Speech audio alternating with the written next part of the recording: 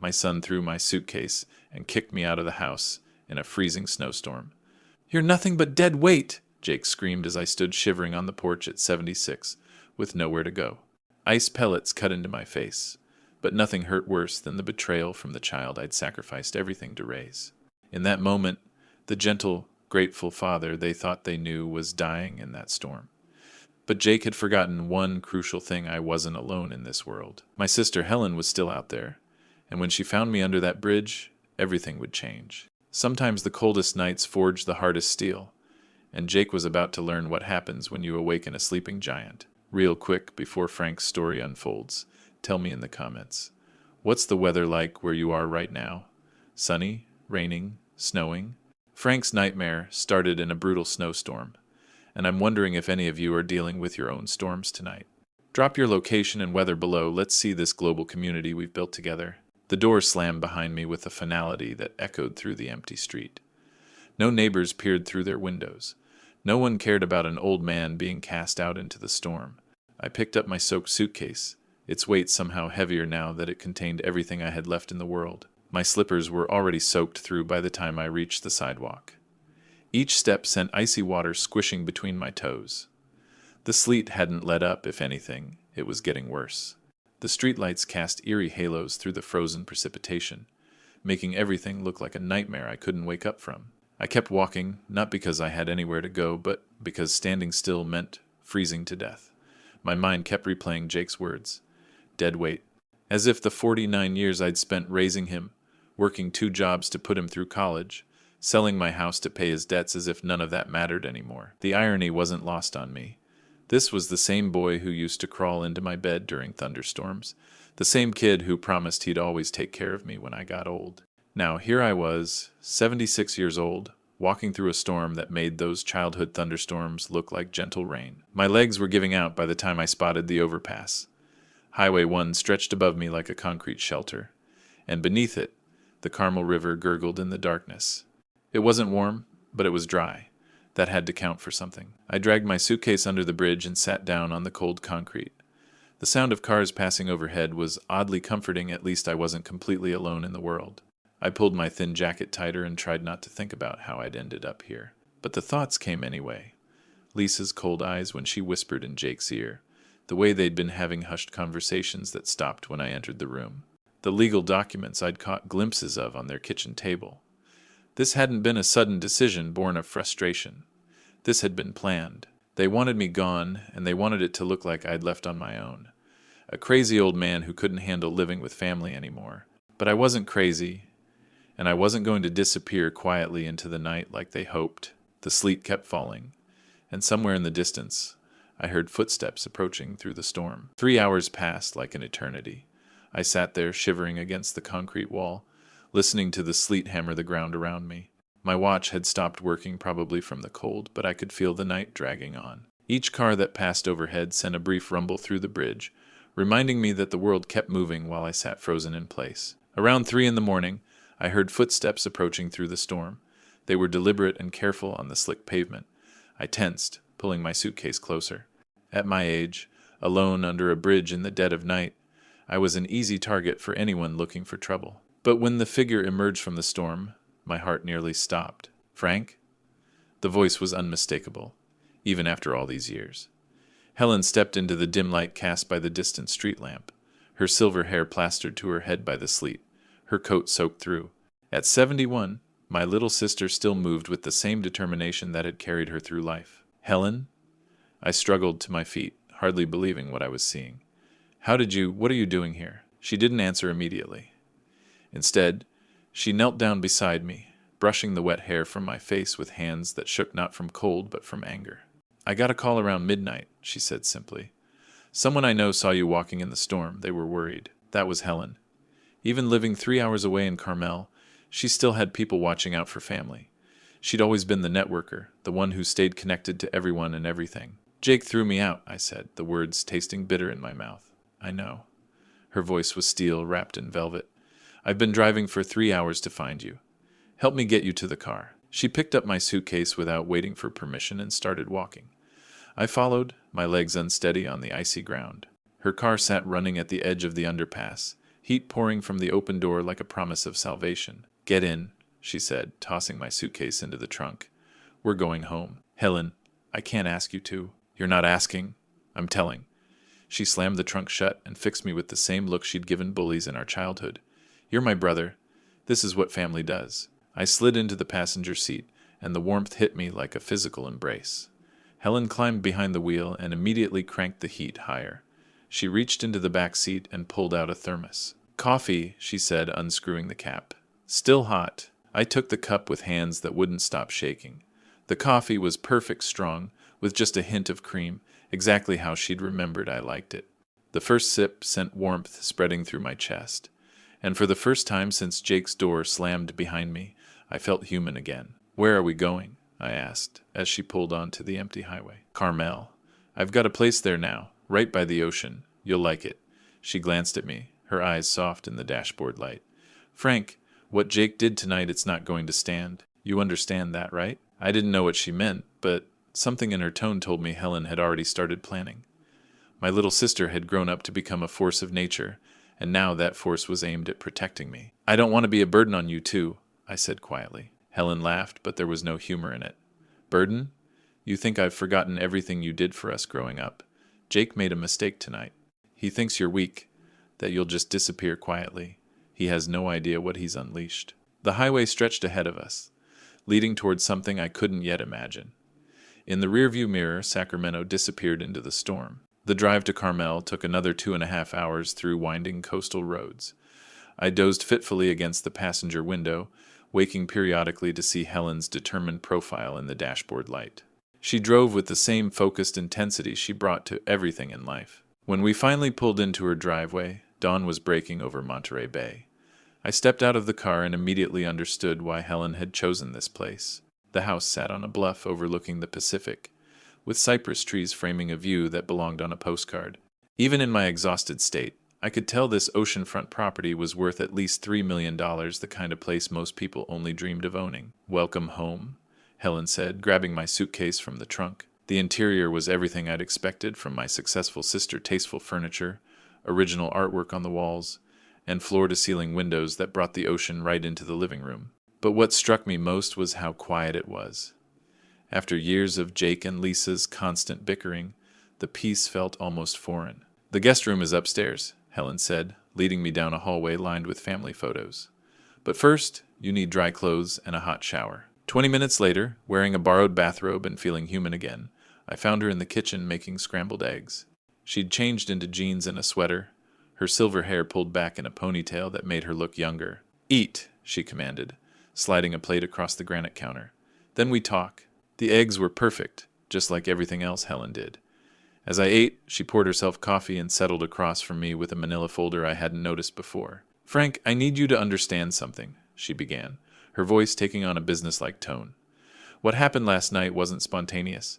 Jake and Lisa have been planning this." She opened the folder and spread out several documents. Bank statements, legal forms, property records, all with my name on them. "I've been keeping an eye on your finances for years," she continued. "Call it sisterly concern. 3 months ago, Jake started making inquiries about power of attorney. Last month, Lisa contacted a lawyer about elder care options. They've been building a case that you're incompetent." The egg suddenly tasted like ash in my mouth. "They want to have me declared mentally unfit." "Exactly. And throwing you out in a storm? That was supposed to be evidence of your erratic behavior. They probably expected you to end up in a hospital or shelter, looking confused and helpless." I set down my fork, my appetite gone. "So what do we do?" Helen's smile was sharp as winter steel. "We get ahead of them. I've already called my lawyer, Carol Davis. She's driving down from San Francisco this afternoon. We're going to set up legal protections they can't touch." She leaned forward, her eyes intense. "Frank, you're not the helpless old man they think you are. You're going to fight back, and you're going to win." For the first time since Jake slammed that door, I felt something other than despair. Sitting in my sister's kitchen, looking out at the endless Pacific, I felt the first stirring of hope, and maybe, just maybe, the beginning of anger. Carol Davis arrived at 3 o'clock sharp, just as Helen had promised. She was a woman in her early 50s with steel gray hair and the kind of confident handshake that told you she didn't lose cases often. Her briefcase looked like it could survive a nuclear war. "Frank," she said, settling into Helen's living room with the ocean view behind her, "your sister has filled me in on the situation. What your son is attempting is called elder financial abuse, and it's a felony in California." She opened her briefcase and pulled out a stack of documents. "The good news is that we can build a fortress around your assets that Jake and Lisa will never be able to breach. The bad news is that we need to move fast." Over the next 2 hours, Carol walked me through a legal strategy that was both elegant and ruthless. First, we would establish a revocable living trust with Helen as the successor trustee. Then we would create what she called the Miller Foundation for Senior Rights, a nonprofit organization dedicated to protecting elderly people from family exploitation. "This is brilliant," Carol explained, spreading the paperwork across Helen's coffee table. "By transferring your assets to the foundation, you maintain control during your lifetime. But Jake can never touch them. Even if he somehow gets a conservatorship order, the foundation's assets are protected." Helen poured us all coffee while Carol continued. "We'll also file a preemptive restraining order. If Jake tries to contact you or interfere with your finances, he'll be in violation of a court order." "How long will this take?" I asked, signing document after document. "The foundation paperwork will be filed tomorrow. The trust documents are effective immediately." Carol smiled grimly. "By the time Jake figures out what we've done, it'll be too late for him to stop it." As the afternoon wore on, I began to understand the scope of what Helen had arranged. She wasn't just protecting me, she was creating a weapon. The Miller Foundation would have real money behind it, enough to help other elderly people facing similar situations. My personal tragedy was becoming something larger. "There's one more thing," Helen said as Carol packed up her briefcase. "I want Frank to be completely financially independent. No one should ever be able to use money as leverage against him again." Carol nodded. "I've prepared transfer documents for $2 million from Helen's accounts to the foundation. Frank will have full access as the primary beneficiary, but the money is legally untouchable by anyone else." $2 million. I stared at my sister in shock. "Helen, I can't accept." "You're not accepting charity," she interrupted. "You're accepting justice. Jake threw you away thinking you had nothing. Let's show him how wrong he was." That evening, as Carol drove back to San Francisco with a briefcase full of signed documents, I stood on Helen's deck watching the sunset paint the Pacific in shades of gold and crimson. For the first time in months, I felt like I could breathe freely. Tomorrow, Jake would probably try to contact me. He'd want to work things out or talk reasonably, but he had no idea what was waiting for him. The fortress was built. Now, we just had to wait for the siege to begin. Jake's phone call came exactly 1 week later. His voice was different, softer, almost pleading. "Dad, I've been worried sick about you. I know you're angry, and you have every right to be. Lisa and I were under stress, and we said things we didn't mean." I let the silence stretch between us, watching the ocean from Helen's deck. "We need to talk, face to face," he continued. "Family is family, right? We can work this out." 2 days later, Jake and Lisa appeared at Helen's front door. Both were dressed formally, and Lisa carried yellow roses, my late wife's favorite. They'd done their homework. "We came to apologize," Jake said when I came downstairs. His arms opened for a hug, but I stayed where I was. "Dad, I'm so sorry. We were completely wrong. You don't know how guilty I felt." Lisa stepped forward with tears in her eyes. "Mr. Miller, we've missed you so much. The house feels empty without you." For an hour, they performed beautifully. Jake talked about work stress and being a good provider. Lisa spoke about family bonds and taking care of each other. They painted themselves as overwhelmed children who'd made a terrible mistake. "We've been seeing a counselor," Lisa added. "She says communication is key. We want to rebuild our relationship with you." "What exactly are you proposing?" I asked. Jake and Lisa exchanged a quick glance. "We thought maybe we could sit down with a mediator," Jake said. "Someone neutral who could help us figure out the best way forward. Make sure everyone's needs are met." "What kind of needs?" "Practical things," Lisa said softly. "Making sure you're safe, that your wishes are respected. Maybe setting up some legal protections so this kind of misunderstanding never happens again." There it was. Even wrapped in therapy language, they were still after control. "We've been thinking maybe we should formalize some arrangements," Jake continued. "Healthcare directives, financial planning, just to make sure everything's clear and above board." "You want me to sign papers?" I said quietly. "Nothing major," Jake said quickly. "Just basic documents that protect all of us. Show that we're a united family again." I looked at my son. trying to manipulate me with crocodile tears and rehearsed speeches. I need time to think about it, I said finally. Relief flooded Jake's face. Of course, Dad. Take all the time you need. We just want what's best for everyone. They left with promises to give me space.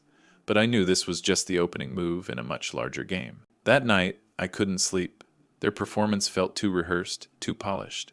Helen found me on the deck at 2 a.m. You saw it too, she said, settling beside me. The way they looked at each other. They've practiced this. Helen called Carol the next morning. Their conversation was brief but intense. When she hung up, her face was grim. Carol thinks we should assume they're already working with an attorney. They seemed so sincere, I said. Frank, Jake's construction company, filed for bankruptcy 3 months ago, Helen said, showing me her laptop screen. He's drowning in debt. The pieces fell into place. The timeline matched when Jake started those power of attorney inquiries. They don't want reconciliation, I realized. They want access to money. Carol called back that afternoon with chilling news. Jake and Lisa had consulted an attorney about conservatorship proceedings. They've been building a case for months, Carol explained. The bankruptcy, inquiries about your mental state, throwing you out in the storm, all designed to show you're incompetent and their concerned family. So the apology visit was an attempt to get voluntary power of attorney, much cleaner than court, and it looks like your idea. That evening, Jake called again. Dad, have you thought about our conversation? This time, I was ready. I've decided I don't need any legal arrangements, Jake. I'm perfectly capable of managing my own affairs. Long silence. Dad, I think you're making a mistake. We're just trying to help. Help yourselves, I interrupted. I know about the bankruptcy, Jake. I know about the attorney. This was never about reconciliation. His voice changed instantly, the fake warmth evaporating. You don't know what you're talking about. You're being manipulated by Helen and her lawyers. What I see is my son trying to steal from me after throwing me out in a storm. This isn't over, Dad. His voice was cold now. You're making a huge mistake. We're your family, and we have legal rights. You lost those rights when you decided I was dead weight. I hung up and turned to Helen. Now what? Her smile was sharp as broken glass. Now we show them what happens when you prey on the Miller family. The war had arrived. The legal papers arrived 3 days later, delivered by a process server who looked apologetic about disturbing our morning coffee. The envelope was thick, official, and carried the seal of Monterey County Superior Court. Emergency petition for temporary conservatorship, the header read in bold letters.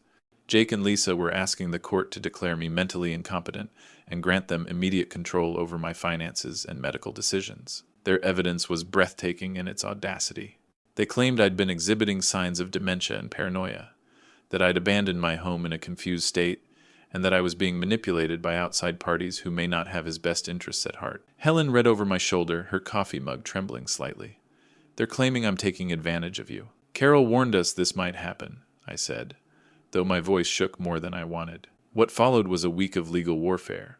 Carol filed counter motions faster than Jake's attorney could read them. We submitted my recent medical records, including a comprehensive cognitive evaluation from 3 months earlier, perfect scores across the board. But Jake and Lisa weren't finished. They began calling Helen's neighbors, claiming they were worried about an elderly man who might be confused or in danger. They contacted the Carmel police, requesting a wellness check. They even appeared at the local bank, suggesting I might be a victim of elder abuse. Each move was calculated to create a paper trail supporting their narrative. Frank Miller was a confused old man being manipulated by his scheming sister. The problem was, they'd underestimated both Helen and me. Look at this, Helen said, spreading printouts across her kitchen table. Carol's private investigator had been busy. Jake's been researching conservatorship laws for 6 months. Lisa's been in contact with 3 different elder care attorneys since January. The digital breadcrumbs told the whole story. Email conversations about Dad's declining mental state. Text messages about getting control of his assets before he wastes everything. Bank records showing Jake had been declined for multiple large loans over the past year. They made one crucial mistake, Carol explained during our emergency meeting. They filed false statements with the court. Jake claimed you were found wandering confused in a storm, but Helen has phone records proving she was called by a witness who saw you seeking shelter. That's not confusion, that's survival instinct. Carol's smile was predatory. We also have Jake's bankruptcy filings, which show a clear financial motive. And Lisa's internet search history is particularly damning. She's been researching how to get power of attorney for elderly parents since December. The hearing was set for the following Thursday. Jake and Lisa would have to appear in court and defend their petition with evidence. We would be ready with our own evidence, and it would destroy them. Frank, Carol said as she packed her briefcase, when we walk into that courtroom, we're not just defending your rights. We're going to expose them completely. Their lies, their manipulation, their financial desperation. Are you prepared for that? I thought about the boy who used to climb into my lap for bedtime stories. The young man I'd walked down the aisle at his wedding. The son who'd once promised to always take care of me. Then I thought about standing in the sleet, watching my suitcase get soaked while he called me dead weight. Yes, I said firmly. I'm ready, Carol nodded. Good. Because we're not just going to win this case, Frank. We're going to make sure Jake and Lisa never try something like this again.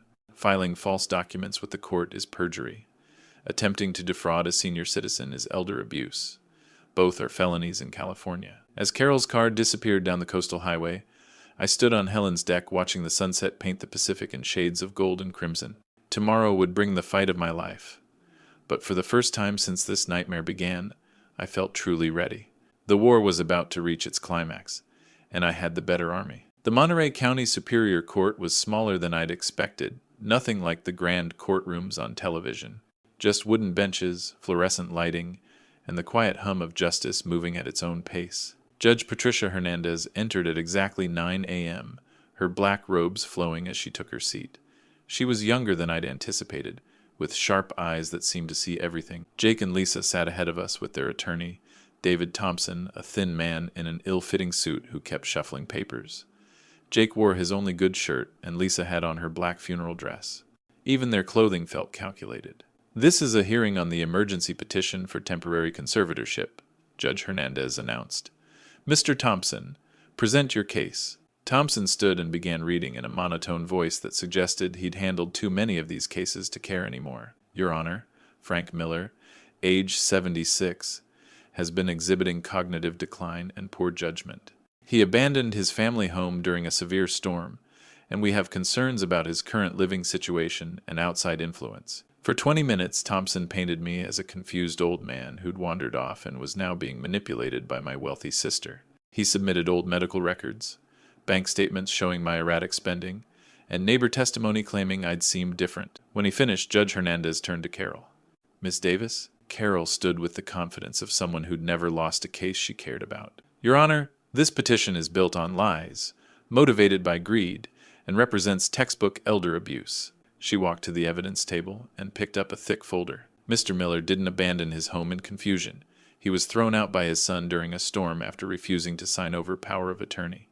We have phone records showing Mr. Miller's sister was contacted by a witness who saw him seeking appropriate shelter, rational survival behavior, not confusion. Carol began laying out documents like playing cards. Furthermore, Jake Miller filed for bankruptcy 3 months ago and has been researching conservatorship procedures for 6 months.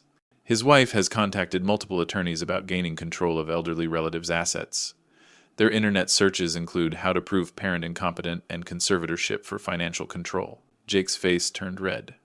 Lisa stared at her hands. Most damning, Carol continued. They filed false statements with this court. They claimed Mr. Miller was found wandering confused. But phone records prove he was reported by a concerned citizen as appropriately seeking shelter during a storm. Judge Hernandez leaned forward.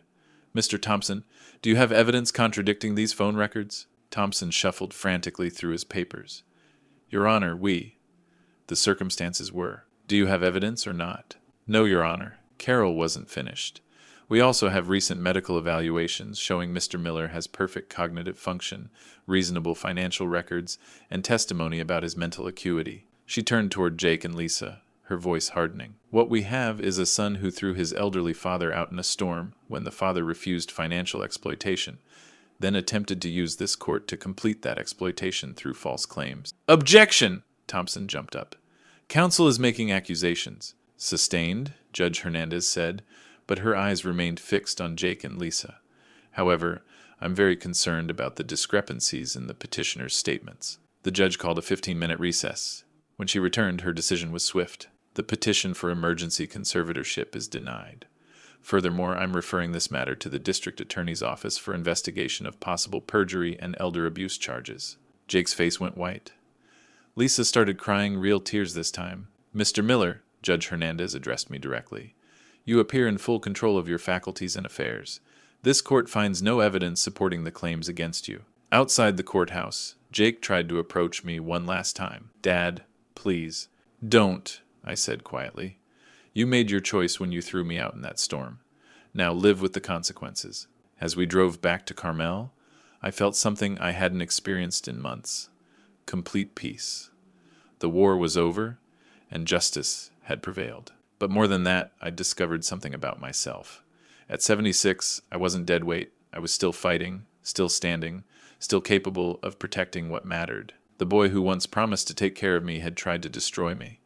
But he'd forgotten something important. I was Frank Miller, and I didn't break easily. And I'd never felt stronger. 6 months after the courthouse victory, I stood in the Carmel Community Center watching something extraordinary unfold. The Miller Foundation for Senior Rights had grown beyond anything Helen and I had imagined. What started as a legal shield had become a lifeline for elderly people across California. Mr. Miller? A woman in her 70s approached me, her eyes bright with gratitude. I'm Margaret Chen. Your foundation helped me when my nephew tried to steal my house. Thank you. Stories like Margaret's arrived daily. Seniors who'd been abandoned or exploited were finding their voices again.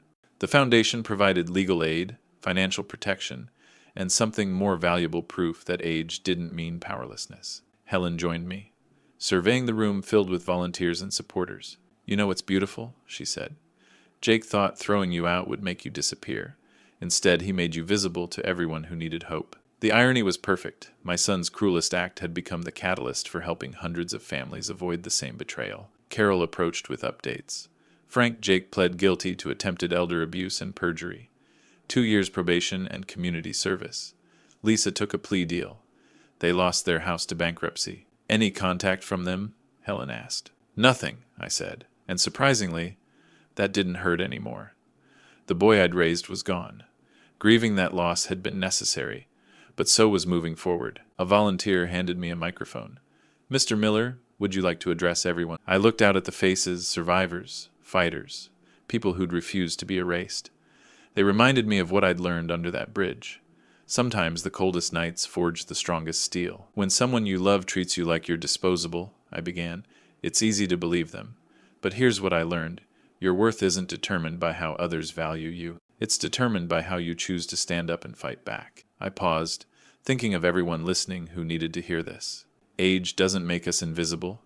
Experience makes us dangerous to those who prey on the vulnerable. If you've ever felt discarded or forgotten, know this, you still have power. You still have voice. You still matter. The applause was warm, but more important was the recognition in their eyes. We were all part of the same story, people who refused to disappear quietly. At 76, I discovered something Jake never understood. The strongest families aren't built on blood. They're built on choice, loyalty, and showing up when it matters. That night, standing on Helen's deck watching the Pacific sunset, I felt something I hadn't experienced in years, complete peace. Not because the pain was gone, but because I'd transformed it into purpose. I was Frank Miller. I'd survived the storm, and I was just getting started. Sometimes the deepest betrayal stories teach us the most profound lessons about resilience and faith. Frank's journey reminds us that when family turns their back on us, God never does. In our darkest moments, when we feel most abandoned, the Lord works through unexpected angels like Helen appearing in that storm to show us we're never truly alone. These grandpa stories aren't just about age or family conflict. They're about discovering that our worth isn't defined by how others treat us, but by how God sees us and how we choose to respond. When Jake called his father deadweight, he forgot that every soul has divine purpose, regardless of age. The Almighty often uses our greatest trials to prepare us for our most meaningful work. Frank's transformation from victim to advocate proves that betrayal stories can become victory stories when we trust in God's plan. His foundation didn't just protect seniors, it became a testament to how the Lord can turn our deepest wounds into healing for others. These grandpa stories remind us that experience isn't a burden, it's wisdom waiting to serve. The lesson is clear. When the world discards you, remember that God never does. Age brings not weakness, but the strength of survival, the power of perspective, and the courage to fight for what's right. If Frank's story moved you, we'd love to hear your thoughts in the comments below. Share this message with someone who needs to remember their worth. And don't forget to subscribe to our channel for more inspiring stories of triumph over adversity.